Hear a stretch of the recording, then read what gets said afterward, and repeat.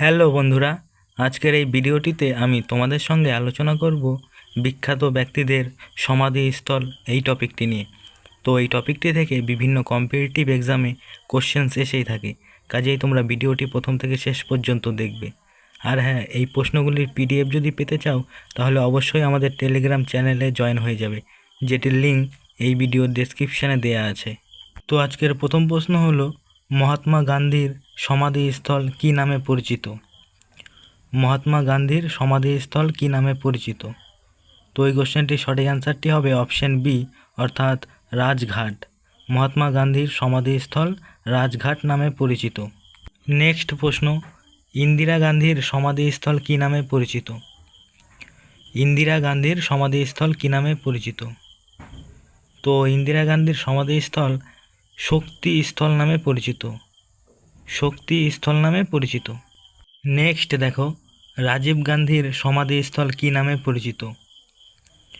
রাজীব গান্ধীর সমাধিস্থল কী নামে পরিচিত? তো রাজীব গান্ধীর সমাধিস্থল বীরভূমি নামে পরিচিত। বীরভূমি নামে পরিচিত। তো নেক্সট কোশ্চেন দেখো, জওহরলাল নেহরুর সমাধিস্থল কী নামে পরিচিত? জওহরলাল নেহরুর সমাধিস্থল কী নামে পরিচিত? তো এই ক্ষেত্রে সঠিক অ্যান্সারটি হবে অপশন ডি, অর্থাৎ শান্তিবন। জওহরলাল নেহরুর সমাধিস্থল শান্তিবন নামে পরিচিত। নেক্সট কোশ্চেন দেখো, ডক্টর রাজেন্দ্র প্রসাদের সমাধিস্থল কী নামে পরিচিত? ডক্টর রাজেন্দ্র প্রসাদের সমাধিস্থল কী নামে পরিচিত?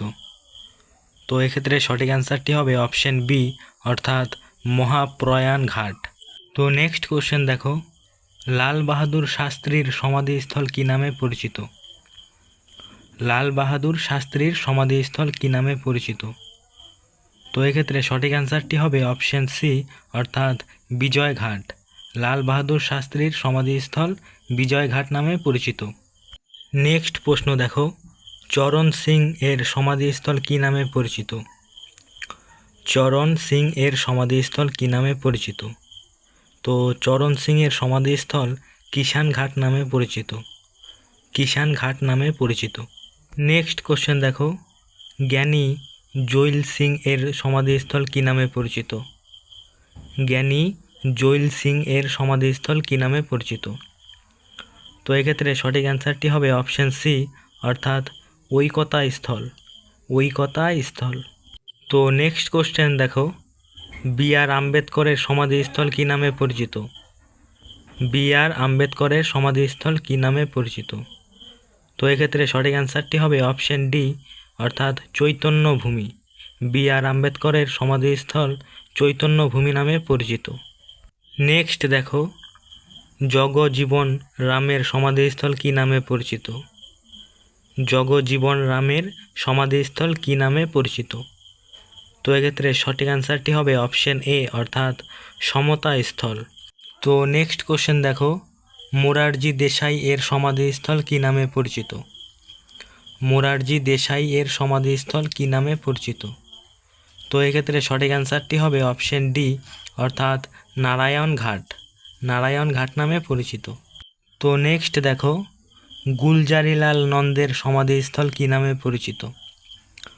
গুলজারিলাল নন্দের সমাধিস্থল কী নামে পরিচিত? তো গুলজারিলাল নন্দের সমাধিস্থল নারায়ণ ঘাট নামে পরিচিত। এখানে সঠিক উত্তরটি হবে অপশন ডি। তো নেক্সট দেখো, এপিজে আব্দুল কালামের সমাধিস্থল কী নামে পরিচিত? এপিজে আব্দুল কালামের সমাধিস্থল কী নামে পরিচিত? তো এপিজে আব্দুল কালামের সমাধিস্থল রামেশ্বরম নামে পরিচিত। রামেশ্বরম নামে পরিচিত। নেক্সট প্রশ্ন, রবীন্দ্রনাথ ঠাকুরের সমাধিস্থল কী নামে পরিচিত? রবীন্দ্রনাথ ঠাকুরের সমাধিস্থল কী নামে পরিচিত?